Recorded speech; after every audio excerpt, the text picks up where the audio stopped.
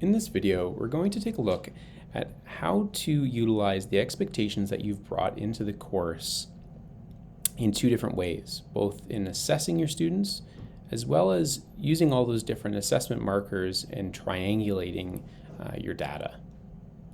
So in this video, we're assuming that you've watched the previous one where you've already brought the expectations in through the content tool.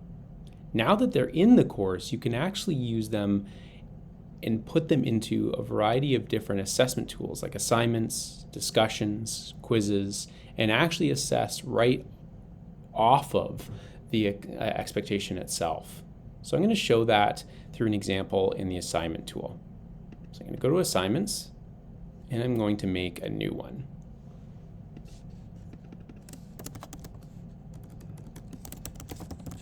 I'm going to name it. In this case, I'm going to assume that this is an assessment for learning piece. So I'm going to leave it ungraded, but that doesn't mean that I can't actually attach expectations and grade those. They're just not going to have something that flows into their gradebook as part of their assessment of learning. So I've set up my assignment name. I'm going to go to expectations. Again, this is showing up because we've already brought in the expectations. I'm going to click there, and you're going to see all the ones that you've brought in. Again, based on my previous video, the hope is that you've brought in all of the overall expectations from the different strands in your curriculum. So in terms of this assignment, let's assume that they are hitting on these two overall expectations. So I'm going to click those two, press save, and then I can see that they are now attached. If I hover over them, it'll actually tell me what those numbers refer to. Okay, and that's it. I'm going to press save and close. At that point, it becomes an assignment piece that someone can submit to. So I'm going to show what that looks like. I've done the exact same thing and had a student already submit to it. So here's Bruce Wayne's piece. I'm going to evaluate it. Okay. And if I scroll down, so this is your normal, here you see the overall feedback where you can give them descriptive feedback there. You can leave a voice note or a video giving feedback as well. You'll notice that there is no mark above here as you would have if this was an assessment of learning. But if I scroll down, now there's actually an expectations piece where it's listed the overall expectations, and I can provide a level to the student. So how this could be utilized in an e-learning or a blended learning piece, this could really replace your rubrics. You could certainly still have a rubric that you fill out and as well as this. That just seems like a lot of overlap where, one pedagogical reason is a lot of your rubrics are often a reflection of the curriculum anyway. So this would replace that rubric.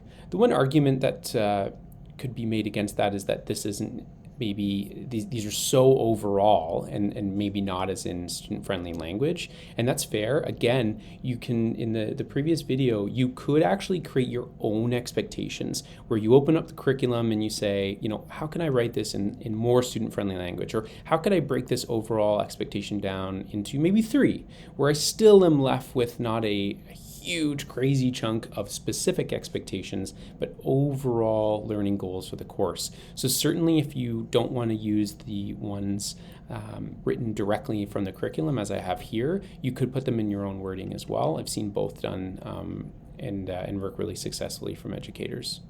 So in this case, let's say Bruce got a level 3 here, a level 4 here. When I publish it, on the student end, they will then see this and see that they got that level 3 and level 4 on the overall expectation piece, as well as hopefully my feedback. You can do the exact same thing in discussion and quizzes where you attach overall expectations. So that's a great way to kind of give feedback based on the curriculum itself. The other really big benefit is that it helps to triangulate the data both for your assessment of and for learning. So I'm going to jump in another shell here that has a lot more assessment that's occurred and show you what I mean by that.